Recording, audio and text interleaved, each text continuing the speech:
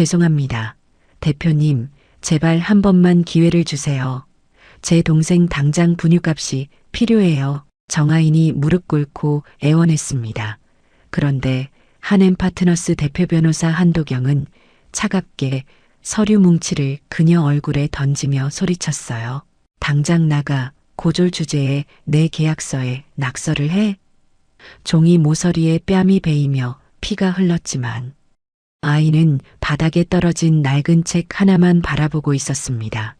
그것은 오래전 돌아가신 어머니가 남긴 유일한 유품인 육법전집이었고 그 안에서 튀어나온 빛바랜 사진 한 장을 본 한도경의 얼굴이 순식간에 하얗게 굳어버렸어요.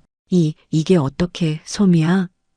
도대체 무슨 일일까요? 방금 전까지 거머리라고 욕하며 내쫓던 여자가 왜 수십 년 전 사고로 세상을 떠났던 아내의 물건을 가지고 있는 걸까요?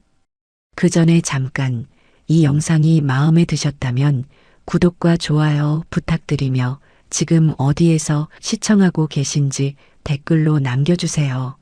여러분의 이야기도 듣고 싶습니다.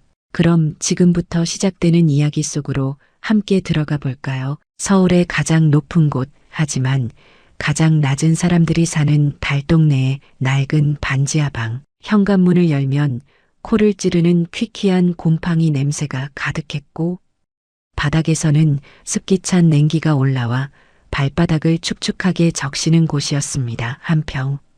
남짓한 방 안에는 낡은 선풍기 돌아가는 소리와 신부전증으로 누워있는 어머니의 거친 숨소리만이 가득했죠. 아이나 미안하다. 애미가 짐이다. 어머니 강소미는 앙상하게 마른 손으로 가슴을 움켜쥐며 신음했어요. 진통제 살 돈이 없어 타이레놀 몇 알로 버티는 밤이 벌써 며칠째 이어지고 있었거든요. 엄마 그런 말하지 마. 나 이번엔 진짜 붙을 거야. 한엠파트너스 법무팀 월급 알잖아. 그거면 엄마 투석도 제대로 받을 수 있고 우리 시우 분유도 좋은 거 먹일 수 있어. 정아이는 등 뒤에서 칭얼거리는 5살 동생 시우를 포대기로 단단히 동여매며 대답했습니다. 몇 년 전만 해도 어머니가 이렇게 아프지 않았는데 아이는 속상한 마음을 감추고 칭얼거리는 시우를 등에 업고 낡은 포대기로 단단히 동였어요. 시우의 뜨끈한 체온이 덩줄기에 느껴졌죠. 배가 고픈지. 자꾸만 보채는 아이를 달래기 위해 아이는 서서 몸을 흔들어야 했습니다. 아이네 손에는 오래된 낡은 육법전집이 들려 있었어요. 형광등조차 깜빡거리는 어두운 방이었지만 아이네 눈빛만은 형형하게 빛나고 있었습니다. 그녀의 눈동자가 책의 페이지를 훑쳐 내려갔어요. 찰칵 마치 카메라 셔터가 눌리는 듯한 소리가 머릿속에서 울렸습니다. 아이에게는 남들이 모르는 특별한 능력이 있었거든요. 한번 본 것은 사진을 찍듯이 뇌리에 박제해버리는 완벽한 기억력, 복잡한 법조문, 난해한 판례, 수십 자리의 숫자까지 그녀의 눈을 스치는 순간 모든 정보는 완벽하게 저장되었죠. 하지만 신은 그녀에게 천재적인 두뇌를 주셨으면서도 그것을 꽃피울 기회는 주지 않으셨어요. 가난이라는 족쇄는 너무나 무겁고 차가웠으니까요. 아이는 책장을 넘기지 않고도 다음 내용을 줄줄 외웠습니다. 그녀의 머릿속에는 이미 수천 권의 책이 도서관처럼 정리되어 있었죠. 하지만 현실은 냉혹했습니다. 당장 내일 면접에 입고 갈 정장이 없어서 동네 헌옷, 수거함에서 주워온 헐렁한 재킷을 바늘질해 입어야 했으니까요. 뚝뚝 천장에서 물방울 떨어지는 소리가 들려왔어요. 며칠 전 내린 비가 아직도 새고 있었던 거죠. 아이는 황급히 양동이를 받치러 몸을 움직였어요. 그 바람에 등 뒤에 엎인 시우가 잠에서 깼는지 응애하고 울음을 터뜨렸습니다. 오냐으냐. 우리 시우 배고프지. 누나가 미안해. 조금만 참자. 아이는 익숙하게 젖병을 물렸지만 그 안에는 분유보다 물이 더 많이 섞인 희끄무레한 액체만 찰랑거리고 있었어요. 꿀꺽꿀꺽 소리를 내며 허겁지겁 먹는 아이의 볼을 쓰다듬는 아인의 손끝이 파르르 떨렸습니다. 손가락 마디마디는 식당 설거지 아르바이트로 인해 거칠게 터져 있었고 손톱 밑에는 씻겨나가지 않은 때가 까맣게 끼어 있었죠. 아이는 벽에 걸린 달력을 바라보았어요.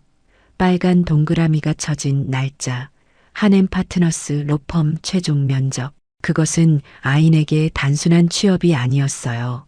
생존을 위한, 아니 죽어가는 가족을 살리기 위한 마지막 동아줄이었죠. 반드시 붙을 거야. 내 머리로, 내 능력으로, 명문대 출신들 다 씹어먹어버릴 거야. 아이는 입술을 꽉 깨물었습니다. 비린 피맛이 입안에 번졌지만 그녀는 아픔조차 느끼지 못했어요. 창문 틈으로 들어온 차가운 밤바람이 그녀의 젖은 머리카락을 헝클어뜨렸지만 아이는 다시 육법 전집을 펼쳐들었죠. 한엠 파트너스 본사 로비는 마치 거대한 수정 궁전처럼 눈부셨습니다. 천장 높이 매달린 샹들리에가 쏟아내는 빛이 대리석 바닥에 반사되어 발을 디디기조차 조심스러울 만큼 매끄러웠죠. 회전문이 돌아갈 때마다 후끈 쏟아오는 서늘한 에어컨 바람에는 은은한 고급 커피 향과 비싼 향수 냄새가 섞여 있었어요.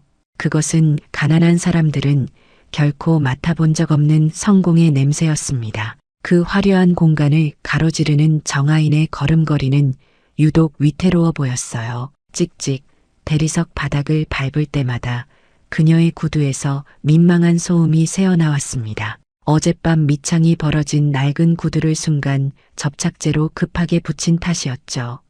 다른 지원자들의 구두가 똑깍똑깍 경쾌하고 명쾌한 소리를 내며 바닥을 울리는 것과는 너무나 대조적인 끈적하고 불쾌한 마찰음이었습니다. 아이는 얼굴이 화끈거려 발 뒤꿈치를 살짝 들고 걸어야만 했어요. 마치 죄인처럼 말이죠.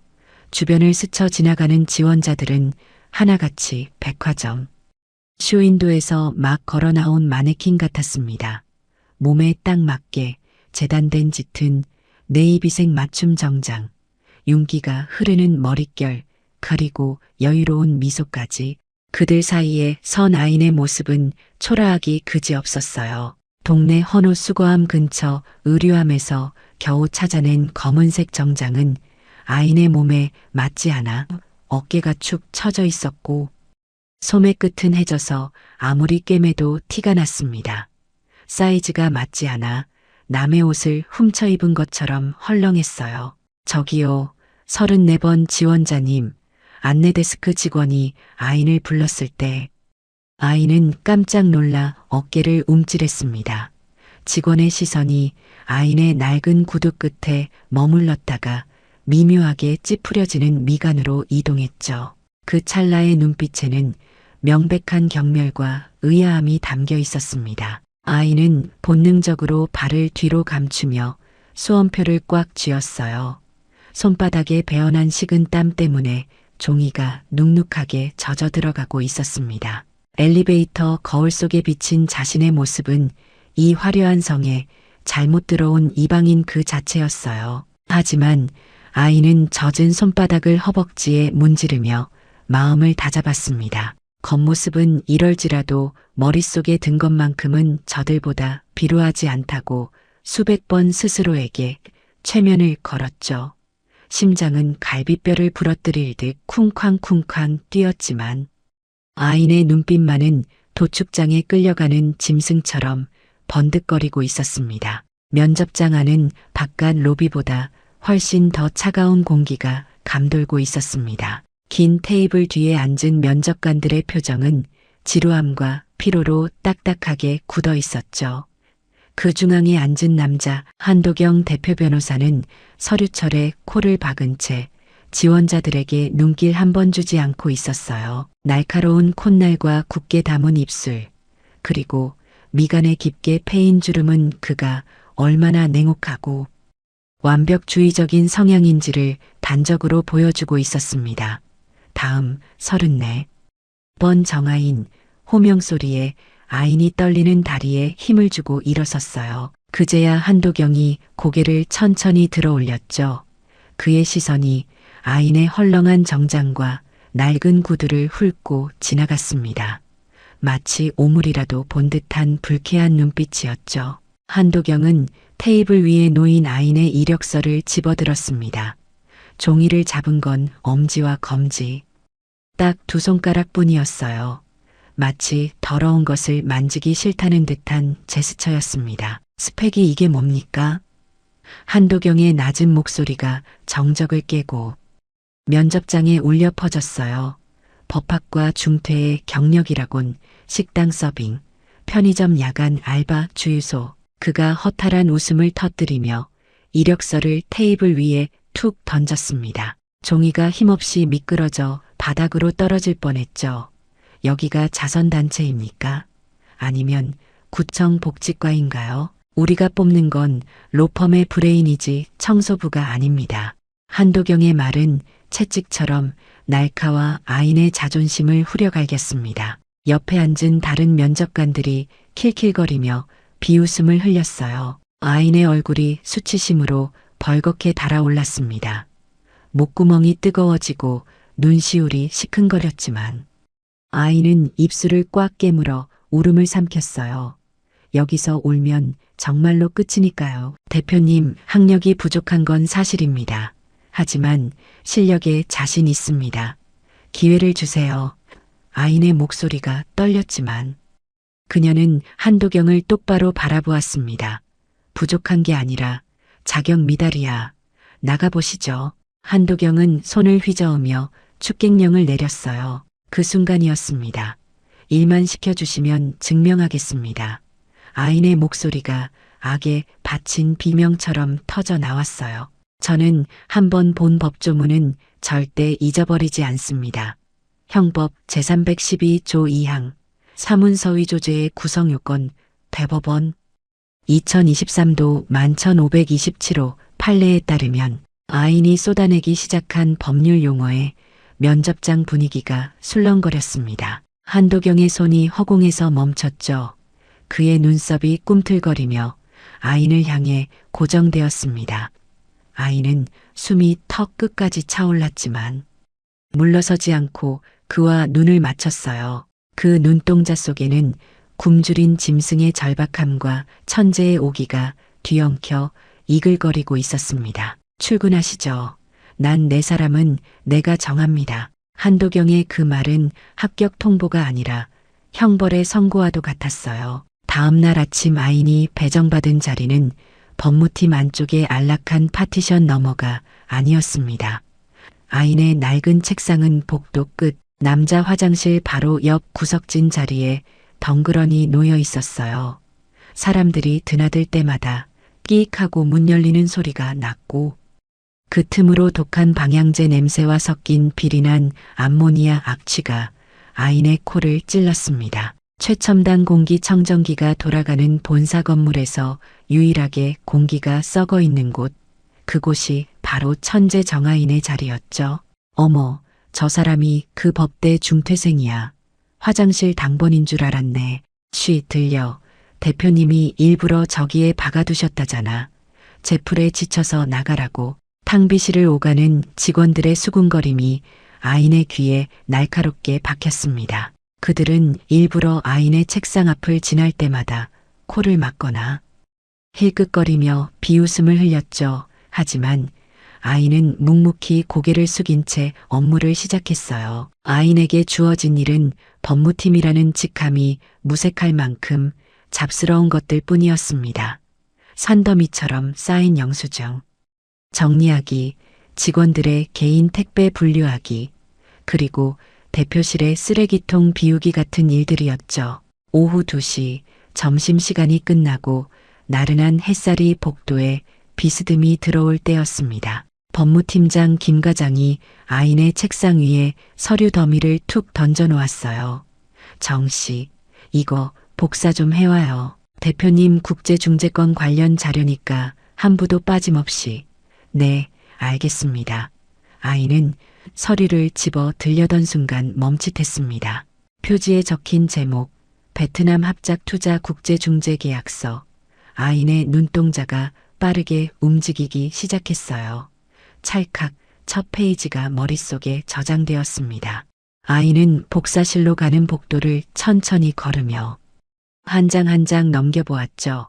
외국 기업과의 합작 투자 조건, 분쟁 해결 조항, 손해배상 규정, 복사기 앞에서 서류를 넣으며 아인의 미간이 좁혀졌습니다.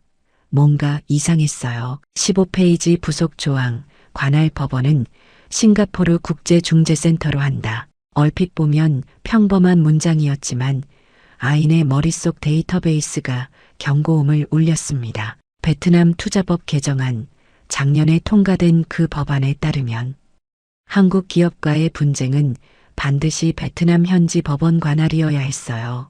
싱가포르 중재를 명시하는 순간 계약 자체가 무효가 되고 투자금 전액을 날리게 되는 치명적인 함정이었습니다. 아인은 떨리는 손으로 복사를 마쳤습니다. 이대로 방치하면 로펌은 수백억 원의 손실을 입게 될 거예요. 아인은 잠시 망설였어요. 그냥 모른 척해야 할까? 어차피 자신은 구두나 닦는 임시직일 뿐인데, 하지만 눈앞에 틀린 답이 있는 걸 보고도 지나치는 건 천재적인 두뇌를 가진 아인에게는 참을 수 없는 고문이었습니다. 그날 저녁 대표실의 공기는 무겁게 가라앉아 있었어요. 최고급 공기청정기가 쉴 새 없이 돌아가고 있었지만 며칠 밤낮으로 이어진 검토가 만들어낸 긴장감은 지워지지 않았죠. 한도경은 책상 위에 쌓인 서류를 보며 관자놀이를 문질렀습니다. 머릿속이 뿌연 안개로 가득 찬 것 같았어요. 이게 최선입니까? 국내 최고 로펌이라는 곳에서 내놓은 검토 결과가 고작 이거예요. 한도경의 목소리는 모래알을 씹은 듯 거칠었습니다. 그의 셔츠 깃은 풀어 헤쳐져 있었고 항상 날카롭게 빛나던 눈동자에는 붉은 실핏줄이 터져 있었죠. 죄송합니다. 대표님, 워낙 베트남 현지법이 복잡하게 얽혀 있어서 시간이 더 필요합니다. 수석 변호사가 고개를 들지 못했어요. 시간, 오늘 자정까지야. 오늘 도장 못 찍으면 이 딜은 날아간다고. 한도경이 주먹으로 책상을 쿵 내리쳤습니다. 10분만 쉬겠습니다. 다들 머리 좀 식히고 다시 들어오세요. 한도경이 비틀거리며 개인 세면실로 사라지자 변호사들도 안도의 한숨을 내쉬며 썰물처럼 빠져나갔어요. 텅 빈 대표실에는 시계 초침 소리만이 째각째각 불안하게 울려 퍼지고 있었습니다. 정적이 감도는 대표실 문이 조용히 열렸어요. 들어온 것은 허리춤에 청소 도구를 찬 아인이었습니다. 아인은 마치 투명 인간처럼 소리 없이 움직였어요. 복도 끝. 화장실 앞자리로 쫓겨난 아인에게 주어진 임무는 대표가 자리를 비운 사이 쓰레기통을 비우고 커피잔을 치우는 것이었거든요. 방 안에는 아직 한도경이 남기고 간 예리한 신경질과 독한 담배 냄새가 배어 있었어요. 아이는 숨을 죽인 채 책상으로 다가갔습니다. 식어버린 커피잔을 집어 들려던 순간 아인의 시선이 어지럽게 흩어진 서류 더미 위에 멈췄어요. 베트남 합작 투자 국제중재 계약서. 아인은 홀린 듯 서류를 한 장 한 장 넘겼습니다. 소리는 나지 않았어요. 아인의 눈동자만이 빠르게 좌우로 움직이며 페이지를 스캔하고 있었죠. 관할 조항, 분쟁 해결 절차, 손해배상 규정, 그리고 15페이지를 넘기던 순간이었습니다.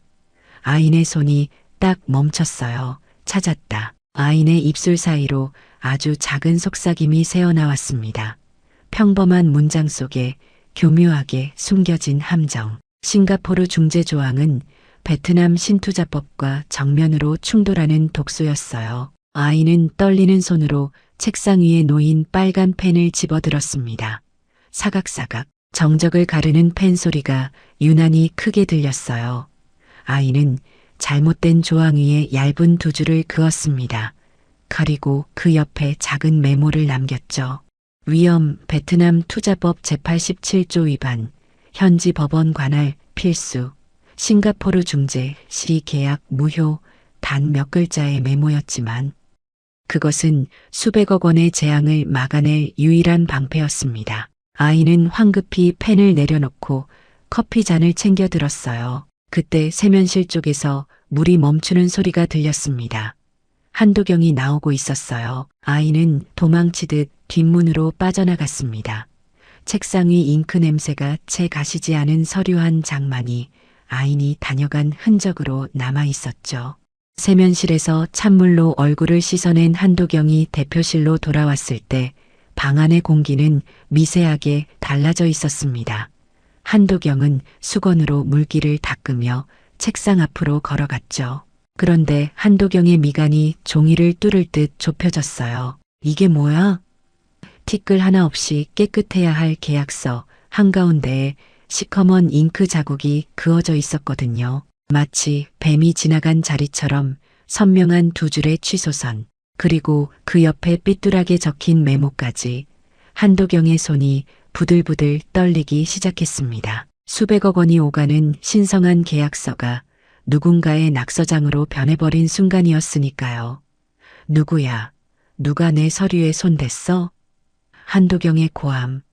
소리가 사무실 방음벽을 뚫고 복도까지 울려 퍼졌어요. 복도 끝에서 걸레를 빨고 있던 아인이 그 소리에 화들짝 놀라며 대표실 문을 열었습니다. 아인의 손에서는 아직 물기가 뚝뚝 떨어지고 있었죠. 네, 대표님 무슨 일이십니까? 어디 내가 이딴 짓을 했어. 한도경이 성큼 다가와 아인의 코앞에 계약서를 들이밀었어요. 종이가 파르르 떨리며 바람을 일으켰죠. 아이는 그제야 자신이 저지른 일이 어떤 파장을 불러왔는지 실감했습니다. 하지만 아이는 물러서지 않고 떨리는 입술을 뗐어요. 제가 했습니다. 하지만 그건 낙서가 아니라 미쳤군. 돌았어. 한도경의 입에서 허탈한 웃음이 터져 나왔습니다. 고작 임시직 주제에 감히 로펌의 계약서에 손을 대 연필로 장난질을 쳐 한도경의 눈빛은 경멸을 넘어선 혐오로 이글거리고 있었어요. 아이는 다급하게 설명을 시작했죠. 장난이 아닙니다. 대표님, 그 조항 함정이에요. 베트남 신투자법 제87조를 보시면 닥쳐. 짝 한도경의 손이 허공을 갈랐습니다. 다행히 뺨을 때리진 않았지만 그가 책상을 내리치는 소리가 천둥처럼 터졌죠. 어디서 법대 중퇴 따위가 나를 가르치려 들어. 내 눈엔 내가 가보로 보이나. 내로라 하는 변호사들도 못 찾은 걸 내가 찾았다고. 한도경은 아인의 말을 들으려 하지 않았습니다. 그에게 아인은 그저 주제 파악 못하고 사고를 친 무식하고 건방진 하층민일 뿐이었으니까요. 한도경의 거친 숨소리에서 비린한 분노의 냄새가 났습니다. 한도경은 인터폰을 거칠게 눌렀어요. 보안팀 당장 대표실로 와. 끌어내야 할 쓰레기가 하나 있으니까. 보안 요원들이 도착하는 데는 채 1분도 걸리지 않았습니다. 건장한 사내 2명이 들이닥치자 아인의 얼굴은 백지장처럼 하얗게 질렸어요. 이대로 쫓겨나면 끝이었습니다.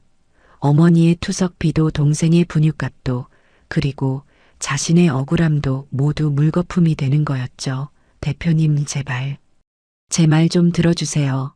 그 조항은 틀렸습니다. 다시 한 번만 봐주세요. 아이는 다가오는 보안 요원들의 손을 뿌리치고 한도경 앞으로 달려들었어요. 하지만 한도경은 들고 있던 서류 뭉치를 아인의 얼굴을 향해 집어던졌습니다.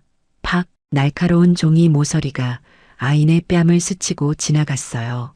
하얀 뺨 위로 붉은 선이 그어지며 피가 배어나왔죠. 수십 장의 종이가 눈보라처럼 흩날리며 바닥으로 추락했습니다. 아이는 비틀거리며 그 자리에 무릎을 꿇었어요. 자존심이고 뭐고 따질 때가 아니었거든요.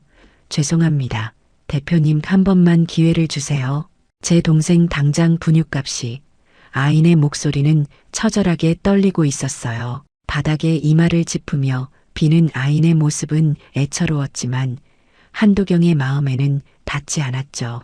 오히려 그 비굴한 모습이 한도경의 화를 더욱 돋우었을 뿐이었습니다. 당장 나가. 내 로펌에 너 같은 거머리는 필요 없어. 주제를 알아야지. 감히 어디서 동정을 구걸해. 한도경의 독설이 비수처럼 꽂혔습니다. 보안 요원들이 아인의 양팔을 거칠게 낚아챘어요. 이거 나요. 내 말 맞다고요. 나중에 후회하실 거예요. 아인은 발버둥치며 외쳤지만 건장한 사내들의 힘을 당해낼 순 없었습니다. 아인의 낡은 구두 한 짝이 벗겨져 대리석 바닥을 뒹굴었어요. 질질 끌려가는 아인의 시선 끝에 바닥에 떨어진 자신의 낡은 육법 전집이 보였죠. 어머니의 유품이자 자신이 밤새 공부했던 그 책이. 아, 안 돼. 저거 내 책. 아인이 손을 뻗었지만 보안 요원들은 가차없이 아인을 문 밖으로 내동댕이 쳤습니다. 쿵, 육중한 대표실 문이 닫히는 소리가 사형 선고처럼 울렸어요. 복도에 버려진 아인은 벗겨진 발을 감싸 쥐지도 못한 채 닫힌 문을 하염없이 바라보았죠. 문 안쪽에는 아인의 찢겨진 자존심과 함께 진실이 담긴 육법 전집이 덩그러니 남겨져 있었습니다. 사무실 안에 홀로 남은 한도경은 넥타이를 거칠게 풀어 헤쳤어요. 분이 풀리지 않는지. 거친 숨을 몰아쉬던 한도경은 발에 채는 무언가를 발견하고 시선을 아래로 내렸습니다.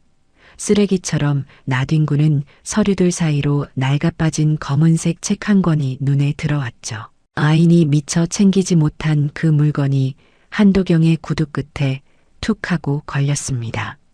가죽은 다 닳아서 허옇게 일어났고 제본이 뜯어진 등 부분은 노란 박스테이프로 덕지덕지 붙여진 그야말로 쓰레기 같은 물건이었죠.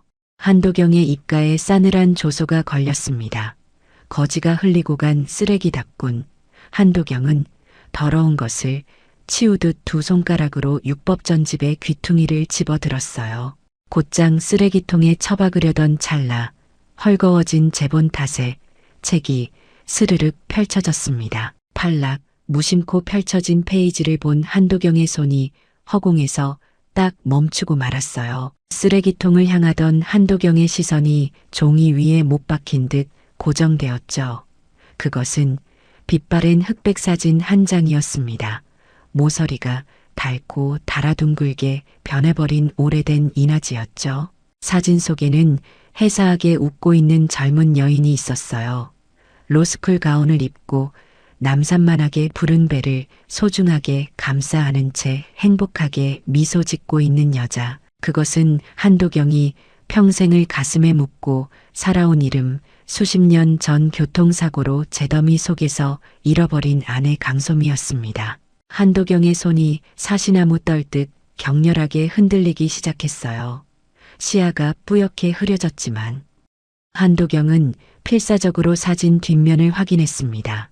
그곳에는 낯익다 못해 뼈에 사무치는 필체가 꾹꾹 눌러 쓴 글씨가 검은 잉크 자국으로 남아 있었어요. 사랑하는 도경 오빠에게 우리 아기랑 오빠 기다릴게. 꼭 행복하자. 소미가. 아, 한도경의 입에서 짐승의 신음 같은 소리가 터져 나왔습니다. 그 날짜는 아내가 죽었다고 알려진 교통사고가 일어나기 불과 일주일 전이었습니다. 그리고 강소미는 분명 그 사고로 시신조차 찾지 못하고 사망 처리되었죠. 그런데 방금 전 자신의 로펌에서 쫓겨난 그 젊은 임시직이 죽은 아내의 사진을, 그것도 아내의 친필이 적힌 이 사진을 가지고 있었던 거예요. 기억의 파편들이 날카로운 유리 조각이 되어 한도경의 뇌리를 스치고 지나갔습니다. 아인이 면접장에서 보여주었던 그 도끼 같은 눈빛, 자신을 보며 한 번만 기회를 달라고 애원하던 절박한 목소리, 그리고 아내 소미가 웃을 때마다 생기던 입가의 작은 보조개와 똑 닮아있던 아인의 얼굴. 설마 너? 한도경은 비틀거리며 책상을 짚었습니다. 다리가 풀려서 서 있을 수가 없었거든요. 머릿속에서 거대한 해일이 몰려와 모든 이성을 집어삼키고 있었어요. 자신이 짓밟고 뺨을 때릴 뻔하고 짐짝처럼 끌어내버린 그 아이가 어쩌면 자신이 그토록 찾아 헤매던 핏줄일지도 모른다는 공포와 전율이 한도경의 온몸을 휘감았습니다. 한도경은 떨리는 손으로 사진을 가슴에 품으며 주저앉았어요. 차가운 대리석 바닥의 냉기조차 느껴지지 않았습니다. 오직 가슴속에서 타오르는 뜨거운 회한과 미칠 듯한 의구심만이 한도경을 집어삼키고 있었죠. 이것은 단순한 우연이 아니었습니다. 수십 년 전 멈췄던 잔혹한 운명의 시계바늘이 다시 돌아가기 시작한 것이었습니다. 한도경은 떨리는 손으로 벽면의 그림 뒤에 숨겨진 개인 금고를 열었어요. 삐삐빅.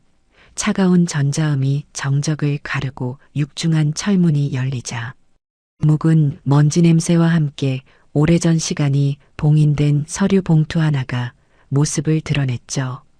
누렇게 바랜 봉투 겉면에는 강소미 사망 관련 서류라고 적힌 어머니 한여진의 단정한 그러나 소름 끼치도록 차가운 글씨가 박혀 있었습니다. 한도경은 봉투를 뜯었어요.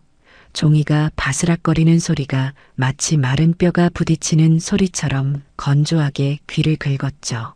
그 안에서 나온 것은 교통사고로 인한 사망이라고 적힌 사망진단서와 시신 없는 장례식을 치렀던 당시의 기록들이었습니다. 시신은 훼손이 심해 수습 불가, 신원 확인 불가능. 당시 한여진은 울먹이며 말했었죠. 도경아, 보지 마라. 내가 보면 평생 악몽에 시달릴 거다. 소미도 내가 그런 모습 보는 걸 원치 않을 거야. 그냥 가슴에 묻자.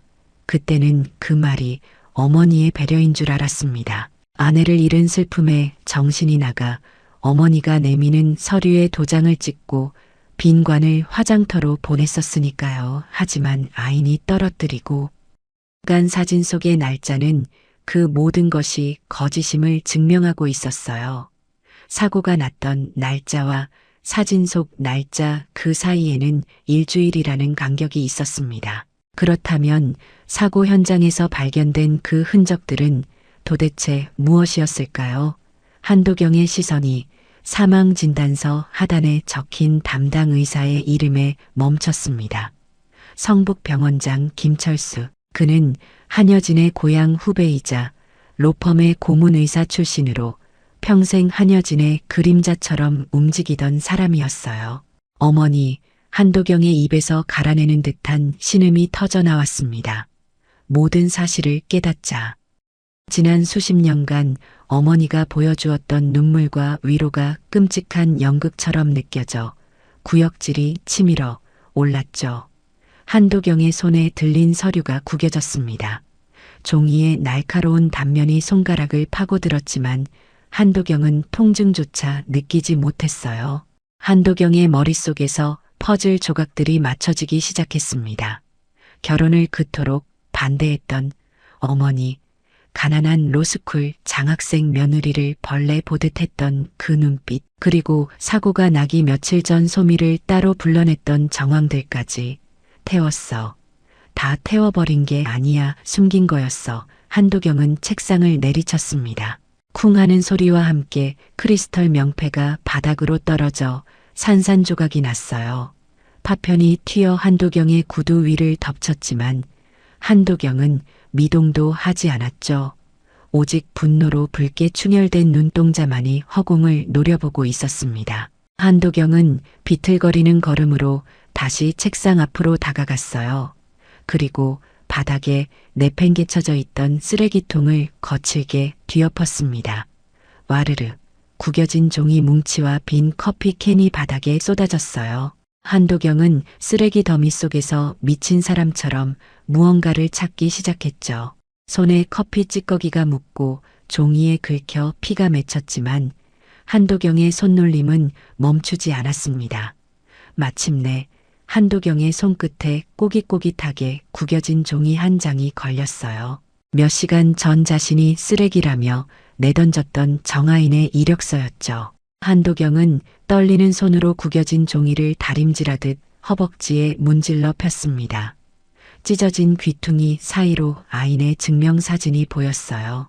무표정한 얼굴이었지만 그 눈매와 입술은 사진 속 아내와 소름 끼치도록 닮아 있었죠. 왜 진작 알아보지 못했을까요? 가능과 편견이라는 색안경이 한도경의 눈을 멀게 했던 탓이었을까요? 한도경의 시선이 빠르게 생년월일 안으로 이동했습니다. 아, 한도경의 입이 벌어지며 탄식이 새어나왔어요. 계산대로라면 아내가 임신했던 시기와 정확히 일치했습니다. 모든 숫자가, 모든 정황이 하나의 진실을 가리키고 있었어요. 이 아이는, 정아이는 사고 속에서 제가 된 것이 아니라 살아남은 자신의 핏줄이었습니다. 한도경의 시선이 이번에는 주소란에 박혔습니다. 서울시 관악구 신림동산 24번지 지하층 2호. 대한민국에서 가장 번화한 서울. 그중에서도 가장 높고 가파른 달동네. 지도 어플에도 제대로 나오지 않는 그곳이 자신의 딸이 사는 곳이었습니다. 자신이 수백억 원짜리 계약서를 검토하며 최고급 와인을 마실 때 이 아이는 곰팡이 냄새. 나는 반지하 단칸방에서 병든 어미를 돌보며 살고 있었던 거예요. 내가 무슨 짓을. 한도경은 이력서를 가슴에 품고 자리에서 벌떡 일어났습니다. 비서실에 연락할 생각도 운전기사를 부를 생각도 하지 못했죠. 지금 당장 확인하지 않으면 심장이 터져버릴 것만 같았거든요. 한도경은 재킷도 걸치지 않은 채 와이셔츠 차림으로 주차장으로 뛰어내려갔습니다. 최고급 세단의 운전석에 올라탄 한도경의 손이 핸들을 부서져라 움켜쥐었어요. 차가운 가죽의 감촉이 손바닥에 땀과 섞여 미끈거렸죠. 부릉. 엔진이 거친 포효를 내뱉으며 깨어났습니다. 한도경은 엑셀러레이터를 끝까지 밟았어요. 타이어가 바닥을 긁는 날카로운 소음과 함께 차가 주차장을 빠져나갔습니다. 퇴근 시간에 강변북로는 붉은 테일램프로 꽉 막혀 있었어요. 평소라면 뒷좌석에서 서류를 검토하며 무심하게 지나쳤을 그 풍경이 지금은 한도경을 가로막는 거대한 장벽처럼 느껴졌죠. 한도경은 거칠게 경적을 울리며 차선 사이를 비집고 들어갔습니다. 비키라고 차창 밖으로 스쳐 지나가는 화려한 도시의 불빛들이 어지럽게 뭉개졌어요. 한도경의 머릿속에는 오직 하나, 달동네의 가파른 언덕길과 그곳에 버려진 자신의 딸 아인의 얼굴만이 가득했습니다. 심장이 갈비뼈를 때리는 소리가 엔진 소리보다 더 크게 귀를 울리고 있었죠. 수십 년을 돌아온 아버지가 이제야 딸을 향해 달려가고 있었습니다. 한도경의 검은색 세단이 가파른 언덕길을 오르다 멈춰섰어요. 더 이상 차가 진입할 수 없는 좁고 비탈진 골목이 시작되는 지점이었죠. 한도경은 시동을 끄지도 않은 채 차 문을 박차고 나왔습니다. 숨이 턱 막혀오는 퀴퀴한 하수구 냄새가 후끈한 여름 밤 공기와 뒤섞여 한도경의 값비싼 정장을 휘감았어요. 서울 하늘 아래 가장 높은 곳, 낮은 사람들이 모여 사는 달동네, 가로등조차 드문드문 켜진 그곳은 마치 거대한 미로처럼 얽혀 있었습니다. 한도경은 휴대폰 플래시를 켜고 이력서에 적힌 주소를 찾아 헤맸어요. 산 24번지. 한도경의 구두굽이 울퉁불퉁한 시멘트 바닥에 긁혀 엉망이 되었지만 한도경은 걸음을 멈추지 않았습니다. 숨을 쉴 때마다 차가운 밤 공기가 폐부 깊숙이 들어와 찔렀지만 터질 듯 뛰는 심장 박동에 비하면 아무것도 아니었죠. 가파른 계단을 수없이 오르내린 끝에 마침내 한도경의 눈앞에 허름한 다세대 주택 하나가 나타났습니다. 붉은 벽돌은 곳곳이 깨져 있었고 벽을 타고 내려온 빗물 자국이 검은 눈물처럼 얼룩져 있는 건물이었어요. 그 건물의 가장 아래 지면보다 낮게 꺼진 반지하 방 그곳이 바로 지하층 2호였습니다. 한도경은 그 앞에 멈춰섰어요. 현관문이라기보다는 창고문에 가까운 낡은 철문은 파란색 페인트가 흉하게 벗겨져 녹슨 속살을 드러내고 있었죠. 창문은 길바닥과 맞닿아 있어 지나가는 사람들의 발자국 소리가 고스란히 들릴 만큼 낮았습니다. 그 얇은 유리창 너머로 희미한 기침 소리가 새어나왔어요. 콜록, 콜록, 마른 낙엽이 바스라지는 듯한 금방이라도 끊어질 듯 위태로운 기침 소리. 그 소리를 듣는 순간 한도경의 발이 바닥에 못 박힌 듯 굳어버렸어요. 오래전 감기 기운이 있다며 콜록거리던 아내의 그 기침 소리와 겹쳐 들렸거든요. 하지만 그때의 소리가 가벼운 투정 같았다면 지금 들려오는 소리는 생명을 갉아먹는 고통의 신음이었습니다.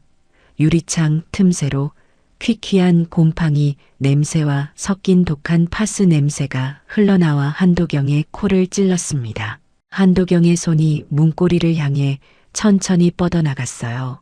차가운 금속의 감촉이 손바닥에 닿자 전신이 감전된 듯 찌릿하게 떨려왔죠. 이 문을 열면 마주하게 될 진실이 두려웠지만 한도경은 더 이상 물러설 곳이 없었습니다. 기름칠을 하지 않아 녹슨 경첩이 비명을 질렀어요. 문이 열리자 습하고 무거운 공기가 한도경을 덮쳤습니다. 어둠에 잠긴 방 안은 마치 동굴처럼 서늘했어요. 한도경은 신발을 벗는 것도 잊은 채 그 어둠 속으로 한 발짝 들어섰습니다. 방 안의 풍경은 처참했어요. 천장 구석에는 검은 곰팡이가 피어 있었고 벽지는 습기를 먹으며 눅눅하게 젖어 있었죠. 방 한가운데 놓인 낡은 선풍기만이 덜덜거리며 힘겹게 돌아가고 있었습니다. 그리고 그 아래 한 사람이 누워 있었어요. 한도경의 시선이 바닥에 깔린 얇은 요 위로 향했습니다. 솜이 다 죽어 납작해진 이불, 그 밖으로 앙상하게 마른 팔 하나가 힘없이 나와 있었어요. 뼈 위에 가죽만 남은 듯한 손목은 핏기 하나 없이 창백했습니다. 솜이야, 한도경의 목소리가 울먹임으로 갈라져 나왔어요. 그 소리에 누워있던 여자가 천천히 고개를 돌렸습니다. 움푹 패인 볼, 퀭한 눈, 푸석해진 머리카락, 세월의 풍파와 병마가 핥히고 지나간 얼굴이었지만 한도경은 단번에 알아볼 수 있었어요. 자신의 영혼에 각인된 유일한 여자, 강솜이었으니까요. 솜이의 초점 없는 눈동자가 한도경을 향해 멍하니 고정되었습니다. 하지만 솜이는 놀라거나 반가워하지 않았어요. 그저 꿈을 꾸는 듯 힘없는 미소를 지어 보일 뿐이었죠. 아, 도경씨, 나 죽었구나. 드디어 왔구나. 나 데리러. 죽어서야 만나는구나. 솜이는 눈앞에 서 있는 한도경을 살아있는 사람이 아닌 저승에서 온 환영이라고 생각하는 듯 했어요. 죽음이 가까워지면 먼저 간 사람이 보인다고 하던데 이제야 자신이 갈 때가 되었다고 믿는 눈치였죠. 솜이가 허공을 향해 손을 뻗으며 헛소리를 중얼거렸어요. 귀신이 되어 날 데리러 왔어. 내가 너무 오래 기다리게 했지. 미안해. 시우 분유관만 벌어놓고 가려고 했는데. 몸이 말을 안 듣네.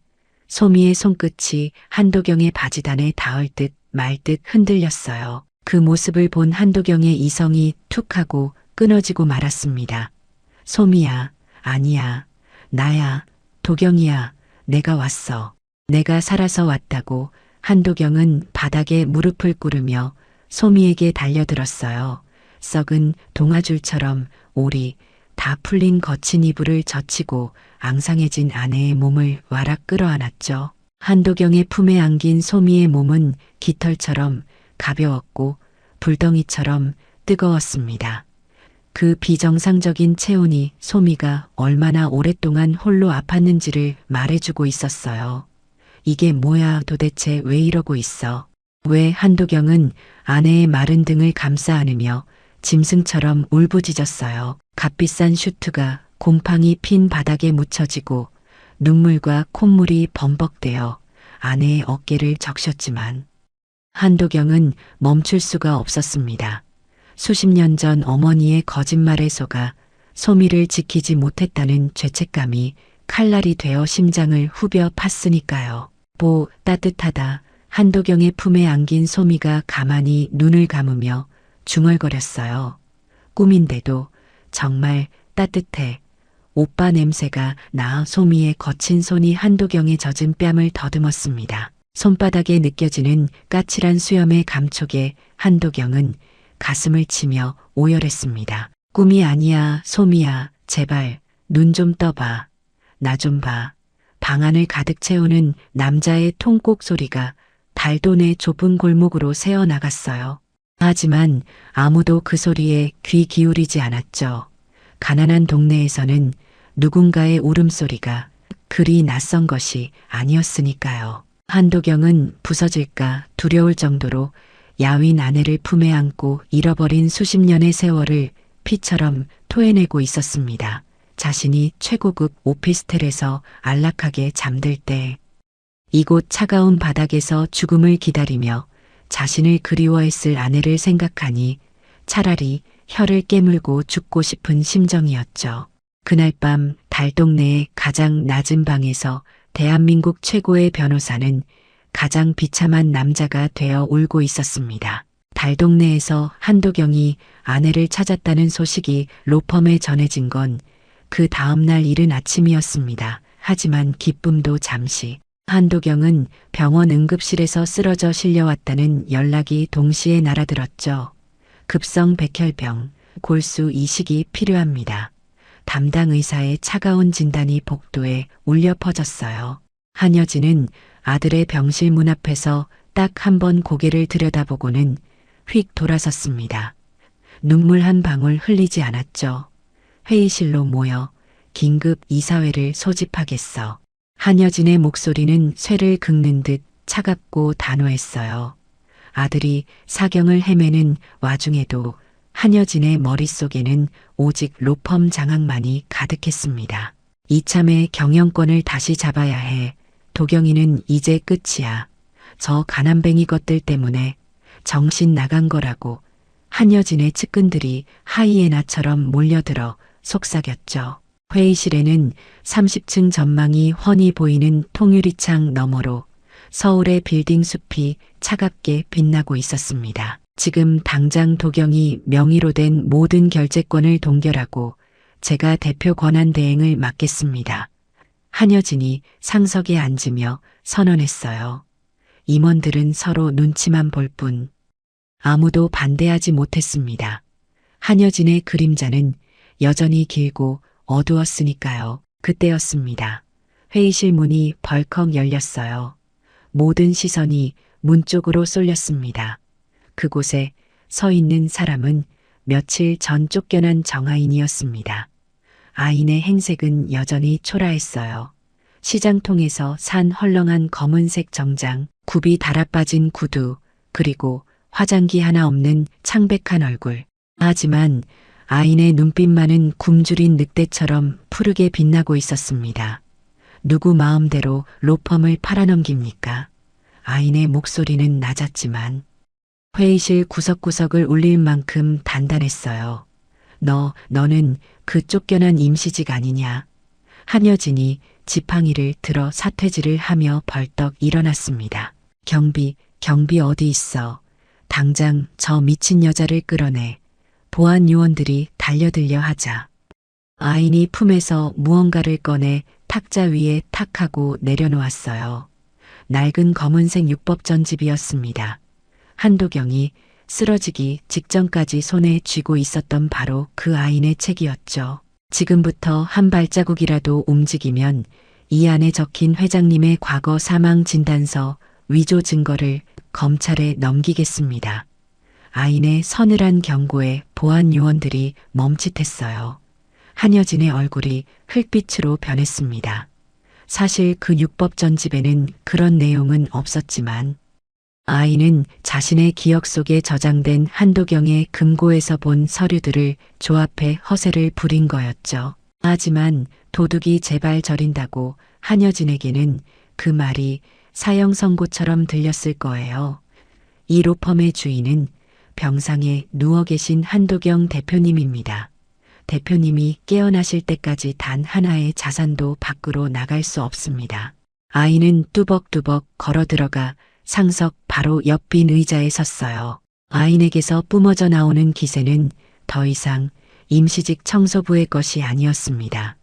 수십 년간 짓밟히며 다져진 생존 본능과 천재적인 두뇌가 빚어낸 카리스마였죠. 당신들 다 나가세요. 지금부터 이 로펌의 협상권은 제가 가집니다.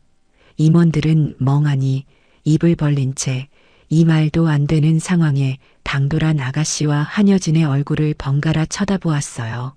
그리고 암묵적으로 서로 눈치를 보면서 동의했죠. 어차피 무너질 로펌, 저 여자 때문이라고 핑계대기 딱 좋았거든요. 곧 대형 스크린이 켜지고 베트남 측 법률회사와의 긴급 화상회의가 연결되었습니다. 화면 속에는 양복 입은 베트남 변호사들이 팔짱을 낀 채 오만하게 앉아 있었죠. 미스터 한은 어디 갔습니까? 우리는 대표와 이야기하고 싶은데 베트남 측 수석 변호사가 영어로 비아냥거렸어요. 통역사가 우물쭈물하는 사이 아인이 마이크를 잡았습니다. 제가 대리인입니다. 아인의 입에서 나온 베트남어는 완벽한 현지인의 억양이었어요. 단순히 발음만 좋은 게 아니었죠. 그 속에 담긴 법률 용어와 뉘앙스는 하노이 로스쿨 출신들이 쓰는 전문적인 화법 그 자체였습니다. 화면 속 베트남 변호사들이 당황한 표정으로 서로를 쳐다보았어요. 즉시 계약을 파기하고 위약금을 지불하시오. 상대방이 공격적으로 나오자 아이는 코웃음을 쳤습니다. 아이는 육법 전집을 펼치지도 않은 채 머릿속에 저장된 베트남 투자법을 줄줄 읊기 시작했어요. 잠깐 베트남 투자법. 제87조 사망에 따르면 아인의 눈동자가 빠르게 움직였습니다. 아인은 단순히 방어만 하지 않았어요. 아인이 발견했던 싱가포르 중재조항, 그것이 베트남법과 충돌한다는 바로 그 함정을 역이용하기 시작했거든요. 당신들이 주장하는 계약은 베트남 신투자법 개정안에 명백히 위배됩니다. 외국 기업과의 분쟁은 반드시 베트남 현지 법원 관할이어야 하는데 싱가포르 중재를 명시하는 순간 계약 자체가 원천 무효가 됩니다. 화면 속 변호사들의 표정이 순식간에 굳어졌어요. 베트남 측도 미처 체크하지 못한 법률상의 허점이었거든요. 아이는 틈을 주지 않고 몰아붙였습니다. 또한 당신들은 이 계약서 초안을 보낼 때 신의 성실의 원칙을 위반하고 고의로 관할 조항을 애매하게 작성했습니다. 국제상거래법 위반으로 국제상업회의소에 제소하겠습니다. 그렇게 되면 당신들 회사의 국제 신용도가 어떻게 될까요? 아이는 베트남어에서 영어로 다시 중국어로 언어를 바꿔가며 상대방의 파트너사들까지 언급하며 압박했어요. 아인의 입에서는 5개 국어가 자유자재로 쏟아져 나왔죠. 그것은 낡은 단칸방에서 찢어진 교재를 보며 혼자 익혔던 피눈물 나는 노력의 산물이었습니다. 그러니 제안은 이겁니다. 아이는 차갑게 웃으며 마지막 카드를 던졌어요. 계약을 원점에서 재검토하고 관할 조항을 베트남 현지 법원으로 수정하십시오. 싫다면 우리는 지금 즉시 국제중재기구에 이웃권을 제소하고 당신들의 법률 자문 회사를 신의 측 위반으로 고발할 겁니다. 국제소송에서 10년은 싸우고 싶지 않다면 도장 찍으세요. 침묵이 흘렀어요. 회의실 안에 모든 사람들이 숨을 죽이고 스크린만 바라보았습니다. 잠시 후 화면 속 수석 변호사가 넥타이를 거칠게 풀어헤치며 고개를 끄덕였어요. 동의합니다. 계약서를 수정하겠습니다. 와 회의실 안에서 함성이 터져 나왔습니다. 벼랑 끝에 몰렸던 로펌이 기사회생하는 순간이었어요. 임원들은 자리에서 벌떡 일어나 박수를 쳤습니다. 그 박수갈채의 중심에 낡은 정장을 입은 아인이 서 있었죠. 한여진은 넋이 나간 표정으로 주저앉아 있었어요. 자신이 무시하고 짓밟았던 천한 것이 자신의 아들이 평생을 바쳐 일군 로펌을 그리고 자신의 탐욕이 무너뜨린 성을 단 10분 만에 구해낸 것이었으니까요. 아이는 떨리는 손으로 마이크를 껐어요. 다리가 후들거려서 서 있기도 힘들었지만 아이는 입술을 꽉 깨물고 버텼습니다. 이것은 단순한 비즈니스의 승리가 아니었어요. 가난하고 힘없는 자가 실력 하나로 거인들을 무릎 꿇린 통쾌한 반란의 시작이었으니까요. 그 순간 회의실 문이 다시 열렸습니다. 경찰 2명이 영장을 들고 들어왔어요. 한여진 씨, 사문서 위조 및 살인 교사 혐의로 체포합니다. 한여진의 얼굴이 하얗게 질렸습니다. 한도경이 쓰러지기 전 마지막으로 한 일은 어머니의 범죄 증거를 검찰에 제출한 것이었거든요. 뭐야, 내가 누군지 알아. 내가 이 로펌을 만든 한여진이야. 한여진이 악을 쓰며 저항했지만 차가운 수갑이 손목에 채워졌습니다. 철컥. 그 소리는 수십 년간 이어진 악행의 종말을 알리는 신호였어요. 지팡이가 바닥에 덩그러니 굴러다니고 있었죠. 한여진이 끌려나가는 모습을 지켜보던 아인의 눈에서 뜨거운 것이 흘러내렸습니다. 복수의 눈물이 아니었어요.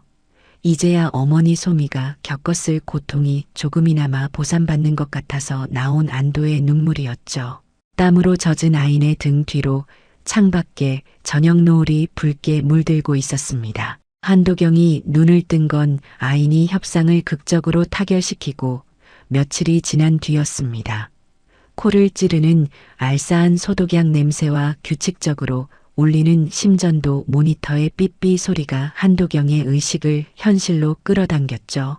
희미한 시야 속에서 가장 먼저 보인 것은 침대 옆에 엎드려 쪽잠이 든 아인의 옆모습이었습니다. 아인의 낡은 정장 어깨 위에는 하얗게 먼지가 앉아 있었고 손에는 여전히 그 검은색 육법 전집이 쥐어져 있었어요. 한도경은 링거 주사가 꽂힌 손을 힘겹게 들어 딸의 머리카락을 조심스럽게 쓸어내렸습니다.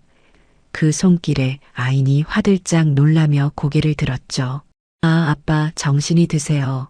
충혈된 눈으로 자신을 바라보는 딸을 보며 한도경은 산소 마스크 너머로 희미하게 미소 지었어요. 그리고 갈라진 목소리로 첫 마디를 내뱉었습니다. 고맙다. 아인아, 내가 로펌을 지켜줬구나. 아인의 눈시울이 붉어졌습니다. 아빠가 지켜온 거예요. 저는 그냥 아빠가 만들어 놓은 걸 잠깐 지킨 것뿐이에요. 한도경은 아인의 손을 꽉 잡았어요. 이제 아빠는 쉬고 싶다. 너한테 맡기고 싶어. 그 말에 아인이 고개를 저었습니다. 아직 안 돼요. 아빠 건강부터 회복하셔야죠. 담당 의사가 병실에 들어와 차트를 확인했습니다. 골수 이식이 급합니다. 하지만 적합한 기증자를 찾기가 의사의 말이 채 끝나기도 전에 아인이 벌떡 일어났어요. 제 거 쓰세요. 검사 결과 적합성이 높다고 들었어요. 하지만 아가씨도 아직 몸이 의사가 만류했지만 아이는 완강했습니다. 제가 안 하면 누가 해요? 아빠예요. 제 아빠. 아인의 목소리가 떨렸지만 눈빛만은 단호했어요. 한도경이 아인의 손을 더욱 꽉 잡았습니다. 고맙다. 정말 고맙다. 내 딸. 그렇게 일주일 뒤 골수 이식 수술이 진행되었습니다. 수술실 밖에서는 소미가 휠체어에 앉아 두 손을 모으고 기도하고 있었어요. 투석으로 조금 나아진 소미의 얼굴에는 예전의 생기가 조금씩 돌아오고 있었죠. 5살 시우가 소미의 무릎에 앉아 졸고 있었습니다. 수술실 불이 꺼지고 의사가 나왔을 때 소미는 숨도 쉬지 못하고 그를 바라보았어요. 성공입니다. 두 분 다 아주 잘 견뎌내셨습니다. 그 한마디에 소미의 눈에서 주르륵 눈물이 흘러내렸습니다. 며칠 뒤 일반 병실로 옮긴 한도경의 얼굴은 몰라보게 좋아져 있었습니다. 흙빛이었던 안색에는 옅은 분홍빛 생기가 돌았고 거칠었던 숨소리는 평온해졌죠. 여보, 나 좀 봐. 우리 아인이가 날 살렸어. 소미가 침대 옆에 앉아 한도경을 향해 손을 뻗었어요. 그러게, 우리 딸 대단하지. 아빠를 닮아서 그래. 한도경이 껄껄 웃으며 소미의 손을 맞잡았죠. 두 사람의 농담 섞인 대화가 병실을 따뜻하게 데웠습니다. 아이는 그 모습을 보며 사과를 깎고 있었어요. 붉은 껍질이 길게 끊어지지 않고 이어지듯 그들의 인연도 이제는 다시는 끊어지지 않을 것 같았죠. 그때 담당 의사가 서류를 들고 들어왔습니다. 참, 시우 군의 정밀 검사 결과가 나왔는데요. 의사의 표정이 묘했어요. 시우는 대표님과 삼촌 조카 관계로 나왔습니다. 병실이 순간 조용해졌습니다. 뭐라고요? 한도경이 벌떡 일어나려다 소미가 말렸어요. 동생, 도경 씨 동생 말이에요. 소미가 조용히 말했습니다. 태수 오빠요. 오래전 교통사고로 세상을 떠났다고 들었는데 그때 차에 카시트가 있었다는 얘기가 있었어요. 아이는 현장에서 발견되지 않았고 한도경의 눈이 커졌습니다. 그럼 시우가 한도경의 시선이 소파에서 장난감을 가지고 노는 시우에게로 향했어요. 그러고 보니 웃을 때 반달처럼 휘어지는 눈매와 왼쪽 귀 밑에 있는 작은 점이 죽은 동생 태수와 판박이처럼 닮아 있었죠. 아, 한도경은 비틀거리는 걸음으로 시우에게 다가갔습니다. 그동안 업둥이라 불리며 아이네 등에서 자랐던 이 아이가 사실은 세상에 홀로 남겨진 자신의 조카였다니. 한여진이 그토록 천하게 여겨 내쫓았던 핏줄들이 가장 낮은 곳에서 서로를 의지하며 생명을 이어오고 있었던 거예요. 시우야, 한도경이 무릎을 꿇고 아이의 작은 어깨를 감싸주었습니다. 시우가 맑은 눈망울로 한도경을 올려다보았죠. 아저씨, 이제 안 아파요. 아이의 천진난만한 물음에 한도경은 왈칵 쏟아지려는 눈물을 삼키며 고개를 끄덕였어요. 응, 이제 안 아파. 우리 시우 덕분에. 한도경은 시우를 와락 끌어안았습니다. 아이에게서 나는 포근한 분유 냄새와 따뜻한 체온이 한도경의 가슴을 파고들었죠. 핏줄이라는 것은 참으로 기묘해서 서로가 모르는 사이에도 보이지 않는 실로 단단히 묶여 있었던 걸까요? 아인이 시우를 업어 키운 것은 단순한 우연이 아니라 필연적인 운명이었던 셈이었습니다. 몇 달 후 서울을 벗어난 경기도의 한 한적한 마을, 해질녘이 되자 마당 가득한 풀벌레 소리가 귀뚜라미 교향곡처럼 울려 퍼지고 있었어요. 산자락 아래 자리 잡은 아담한 한옥, 굴뚝에서는 저녁 짓는 하얀 연기가 모락모락 피어오르고 있었죠.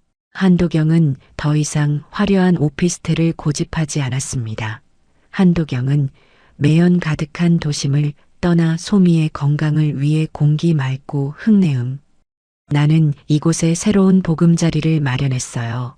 변호사 업무보다 아내의 숨소리가 편안해지는 것이 한도경에게는 더 중요한 일과가 되었으니까요. 아빠, 텃밭에서 상추 다 뜯었어요. 이것 봐요. 엄청 크죠? 마당에서 아인이 흙 묻은 손으로 파릇파릇한 상추 바구니를 흔들며 뛰어들어왔습니다. 그 뒤로 시우가 방울토마토를 한 움큼 쥐고 깔깔 웃으며 따라왔죠. 아이들의 볼이 저녁 노을처럼 붉게 달아올라 있었습니다. 오냐, 우리 농사꾼들 수고했다.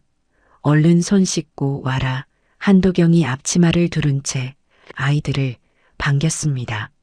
대한민국 최고의 변호사가 흠 묻은 트레이닝복을 입고 마당 호스로 아이들 손을 씻겨주는 모습은 낯설었지만 그 표정만큼은 세상 그 누구보다 편안해 보였어요. 여보, 된장찌개 간 좀 봐줘요. 오빠 입맛에 맞으려나. 주방에서 소미가 보글보글 끓는 뚝배기를 식탁에 올렸습니다. 시골 생활 덕분일까요? 창백했던 소미의 얼굴에는 어느새 복숭아빛 생기가 돌고 있었어요. 소미의 건강해진 모습을 볼 때마다 한도경의 가슴은 벅차올랐죠. 어디 보자. 역시 당신 손맛은 최고야. 국물이 아주 끝내주는데. 한도경이 엄지손가락을 치켜세우자 소미가 수줍게 웃었습니다. 활짝 열린 거실. 창문으로 시원한 저녁바람이 불어와 식탁 위를 맴돌았어요. 네 식구는 직접 기른 채소와 구수한 된장찌개를 가운데 두고 옹기종기 둘러앉았습니다. 샹들리에 대신 밤하늘의 별빛이 쏟아지고 클래식 대신 바람에 흔들리는 풍경 소리가 배경음악이 되는 저녁. 시우야, 이거 아빠가 아침에 물 주고 키운 고추야. 하나도 안 매워. 먹어봐. 에이, 거짓말. 저번에 맵다고 했잖아. 들켰나? 아인이 동생을 놀리며 쌈을 싸주는 모습에 식탁에는 웃음꽃이 만발했습니다. 한도경은 갓 지은 쌀밥에 소미가 발라준 생선살을 올려 한 입 가득 넣었어요.